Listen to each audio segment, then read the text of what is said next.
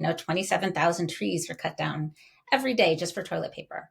And so because of that, I wanted to buy more sustainably just for my own family. So I started buying different brands at Safeway and Whole Foods and direct from, retailers. And it was my teenagers that made me see that there could be a better way, because every brand I brought back, teenagers don't hold back on their feedback.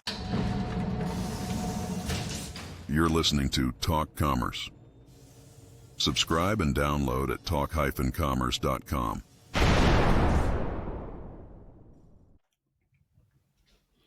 Welcome to this episode of Talk Commerce. Today I have Joslyn Faust. She is the founder of Hey Bamboo. Joslyn, go ahead, do an introduction for yourself. Tell us your day-to-day role and what's exciting in business for you right now. Yeah, thanks so much for having me on, Brent. So I am Joslyn. Not only am I a founder of Hey Bamboo, which is a sustainable bamboo paper products company, but I'm also a mom. So I'm a teen mom, I'm a pet mom, I'm a wife. I was in technology marketing for many, many years. And no, I did not have a goal of being a toilet paper czar, but I love it. And I'm very excited that we just launched into Amazon and doing really well. Apparently, people buy toilet paper and paper towels on Amazon. So really happy to be on there. All right. And so, Joslyn, before we get started, you have volunteered to be part of the Free Joke Project. All you have to do is give me a rating 8 through 13. And I have a very special joke for you today. So here we go. Why did the toilet paper roll down the hill? To get to the bottom. I really like that. Oh, all right. I would give that a 13 because we would totally put that somewhere on our site. Good. I was a little worried. I was a little worried that was going towards potty humor, but it really was going towards potty humor. It was, but not as tacky as a lot of other ones I've heard. So yeah. Okay, good. Yeah. All right. So, Joslyn, give us a little bit about your background. You said you were in marketing before, and tell us what led you to founding Hey Bamboo. Yes. So I, really was in B2B and actually a bunch of SaaS companies for many years. And it really was during the pandemic. I was working full time at the time. But if you all remember, during the pandemic, everyone was talking about toilet paper.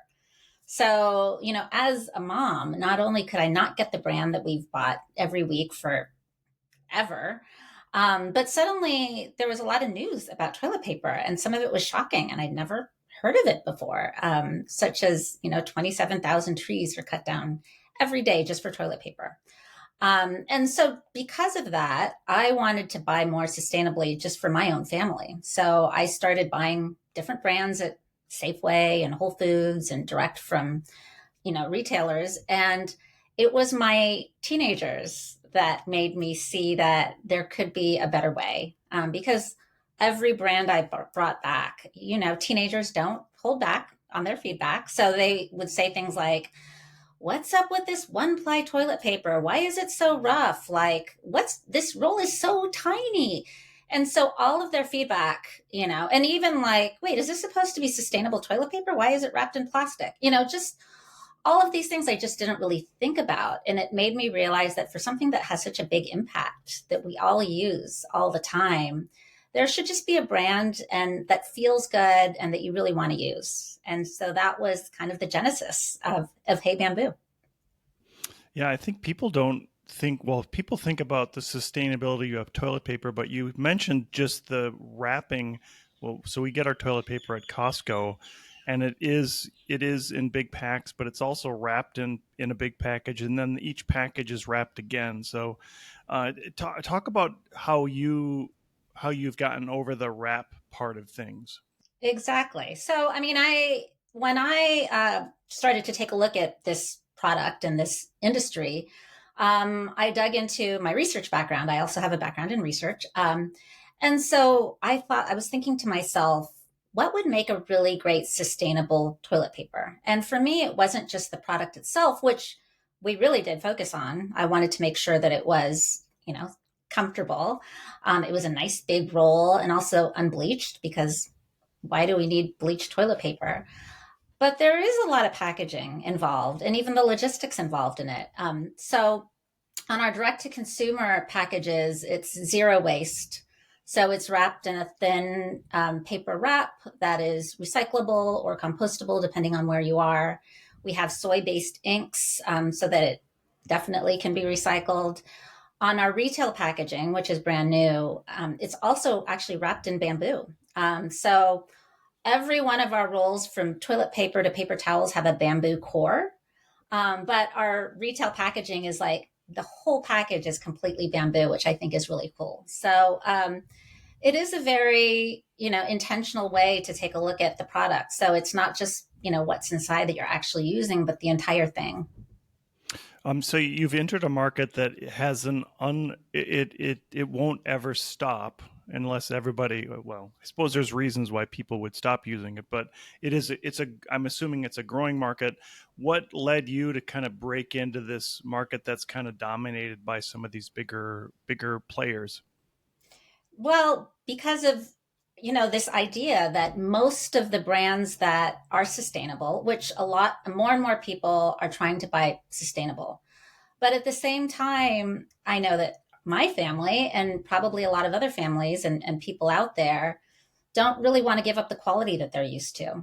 So and when I talk with people that have been using sustainable brands for a really long time, this really resonates with them, particularly those that have been using recycled paper, toilet paper, because that is, it's known as being very rough. And, you use it because you really want to do well for the environment, and that's great. But for a lot of other people, they're just not willing to give up soft and thick and strong toilet paper for that.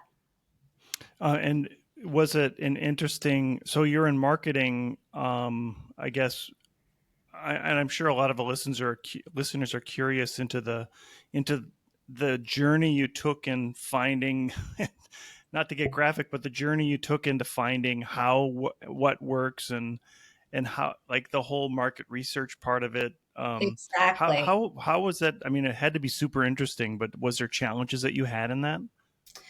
Well, initially I was approaching it as if most of our customers didn't know that much about bamboo toilet paper. And a lot of people don't. A lot of people don't realize that bamboo toilet paper is a thing. But what I realized was the people that really got what we we're doing and really wanted to try us were people that know and love sustainable products. And so they have been using either bamboo products or recycled paper products for a really long time, and they're looking for an alternative. They're looking to upgrade what they've been using now. So, initially, and we're still going through a rebrand actually right now, but initially all of our messaging was about, can you believe 27,000 trees are cut down every day? Can you believe, like, all of these things? And maybe, there was an element of fear around it because, that is part of the sustainability industry. But I realized that what resonates with particularly our market is just a focus on how it feels, the quality, the value you get because it's such a large roll and it's thick. All of those things are much more interesting to our market because they've bought into sustainability. Like, I don't really need to sell them on that. They're just looking for a better product in that market. And you mentioned now you're going to be going into different channels. What sort of channels have you seen that are going to be growth areas, and even how does the social media aspect or social purchasing aspect go into what you're trying to do? Yeah, I mean, I think that the social angle is super important because what we're trying to sell is a feel, and it's really hard to communicate that in words. So it's these references of people that have it in front of them, that are using it, that are telling other people that, this is what I've used before, and this is why Hey Bamboo is so great for me. Those messages make a big difference. So I think the social, and we have an affiliate program, which is, doing well. But I think, I started off as just a Shopify site. I did a little bit in TikTok Shop, and we haven't actually seen a lot of growth in TikTok Shop so far. People are not buying toilet paper on TikTok Shop. But Amazon, we just got in there early November, and it's really taken off. But I think these days it's all about omnichannel. So they might see somebody talking about it on TikTok or Instagram. Um, they'll take a look at our site to see what we're up to, and then they'll actually buy on Amazon because that's what they like to do. So it's almost harder for entrepreneurs these days because it just seems like you have to be everywhere. Yeah, everywhere. Talk about moving into a new product. So you're moving into paper towels as well, which makes perfect sense. And is that market even more saturated than the toilet paper market? Actually, I don't think so. I think that toilet paper is still our marquee product, and it just gets a lot more interest. But there are other bamboo paper towel products out there. But I think ours is just so different. I literally got one of my favorite traditional brands, and I sent it to my supplier, and I said, I really love how thick this is, the size of the sheets. Are we able to develop something like this, but in bamboo? So, zero waste, no bleach, strong, but feels like this. And we were able to develop it. So I think it's a great product. Do you think the traditional model of how toilet paper is made is just because bamboo wasn't readily available at the time that toilet paper was invented? And I guess why aren't people, it makes sense to use it since it grows so fast, right? And or maybe give us some background of why bamboo makes so much sense. Yeah. I mean, and so both of those things you brought up, but bamboo can grow up to 3 feet a day, which is amazing. You can literally watch it grow. When you're ready to cut it, which is after it's mature in about 45 days, so it's not that long. You just cut it like grass. It is a grass. It's not a tree. You cut it, and just like your grass, it keeps on growing. So there's no replanting involved. You're not disrupting any ecosystems out there. There's over 1,000 varieties of bamboo. So, depending on what you're looking to do, there's a specific variety for that. And then when I was going into paper towels, I realized that bamboo is actually stronger than steel, so definitely stronger than wood, and much more absorbent than wood as well. So it just makes an ideal paper towel as well. The only thing is the variety that is great for paper, or these tissue products, is not widely grown or really cultivated in the US.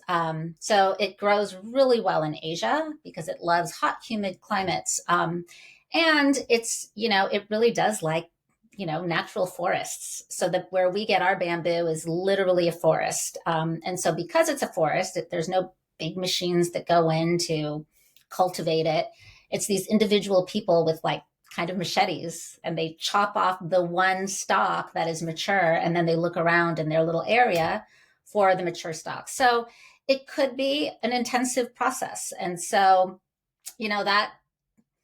that affects where it's grown and where it's cultivated. And so my hope is that as things progress in the US, we figure out how to grow bamboo really well here. I think that there's so many things that you can make with bamboo. All of the things that you can make with wood, basically, you can make with bamboo.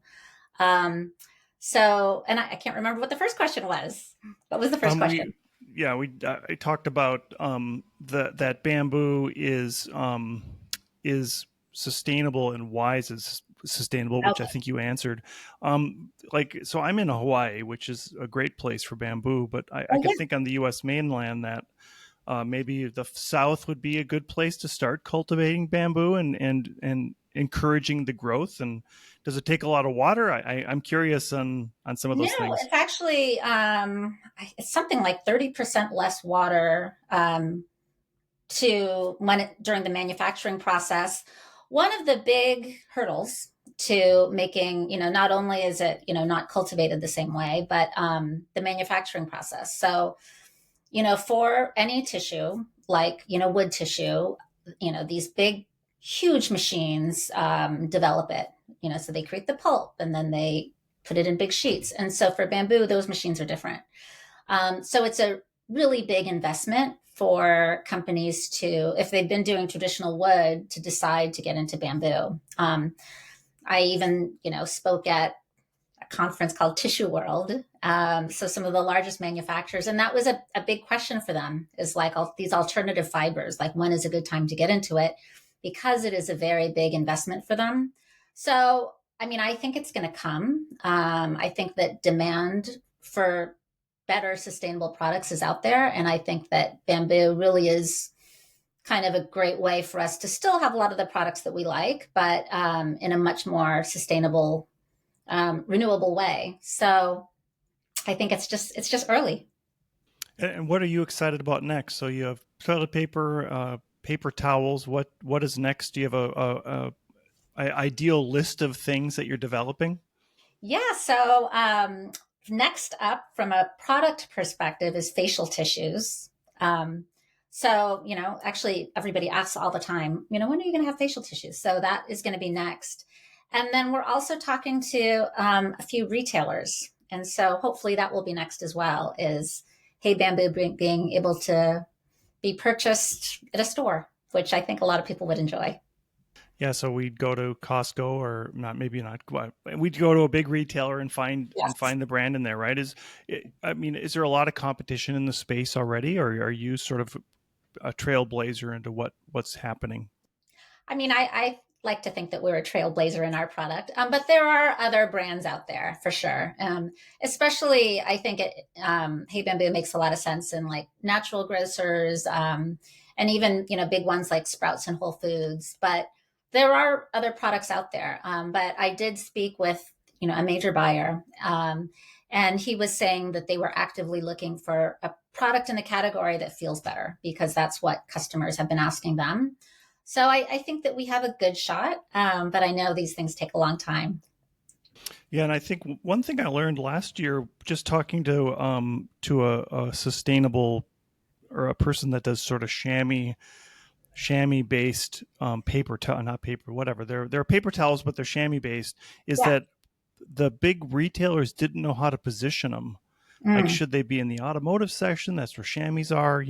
Should they be in paper towels because they are reusable? right. Um, I think, I guess for toilet paper, it's pretty straightforward. They should go into toilet paper. But I think as you grow into different areas, you could venture away from the traditional places where people would find those, or do you think it's always going to be a certain category that the big brands are going to put you in? You know what? I think, for the products that we're producing right now and we have in the pipeline, it'll probably be in those categories. So toilet paper, paper towels, and facial tissues. And I do think that we'll probably end up staying in, natural grocers for a while, because that's what they're looking for. So they are actively looking for sustainable products. And ours, we just like to think that ours is an upgrade to what they have already. From an e-commerce standpoint, what are you excited about this year? Do you have, from a technology or from just a marketing standpoint, is there anything exciting that you're doing that you think is going to make an impact on your business? I do. So, when we realized early on that our customers are, they're not unfamiliar with sustainable products. They actually, they buy sustainable. They think wellness is super important, and they're already buying sustainable. But this is, something that they might be looking for because they might not be satisfied with what they have. We realized that digging into this, the natural aspect, the fact that we're unbleached, and so we have this like, light brown color, um, is also meaningful to people. And digging into that even deeper, from a rebrand perspective, we're just going to do a lot with that. So I live in, Northern California, and there's just, surrounded by beauty, from a nature perspective. And I think a lot of people are too, in Hawaii, obviously you are as well. And so we like to take inspiration from nature. And so our packaging will also, have photos of nature on it as well. That's great. I think that people don't realize that. I mean, maybe people know that toilet paper is bleached Is it just for the aesthetics that they do it, and because it's always been done that way since whenever toilet paper was invented? Yeah, so a couple things. So wood pulp, it actually, bleach is also a chemical, so it does make it softer. So it helps on that aspect. But on a cultural perspective as well, if you go to other countries, they might have unbleached paper. But the unbleached paper is, for people who can't afford the bleached one.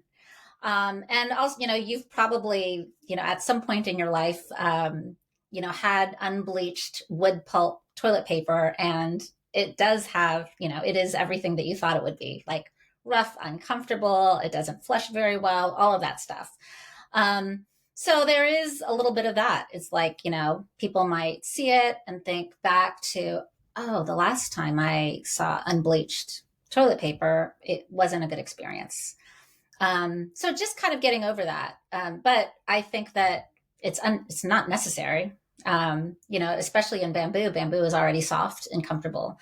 So if it's not necessary, then why add it in? Is there a benefit to the water treatment facilities for bamboo compared to traditional paper? Does it go through better, or is it about the same? We did some testing on it, and bamboo actually breaks down a lot quicker than wood pulp because it is grass. And so if you do like a mason jar test, which you can all do at home, just put a few sheets, 4 sheets in with a little bit of water and shake it up for, 6 seconds, 10 seconds, and see how it looks like. You'll see that bamboo, just like Hey Bamboo, is going to be really broken down. But you'll see, the traditional toilet paper, they'll still be like big chunks. So it does break down quicker. And I think that's a benefit to septic systems as well. The name Hey Bamboo, was that your invention? And how did it come about? It was. We tried a bunch of different names. We wanted it to be conversational and friendly, but also have the word bamboo in it because the whole aspect of it being bamboo is really important. So I think that it hit all of the boxes that we were looking for, and it was available online.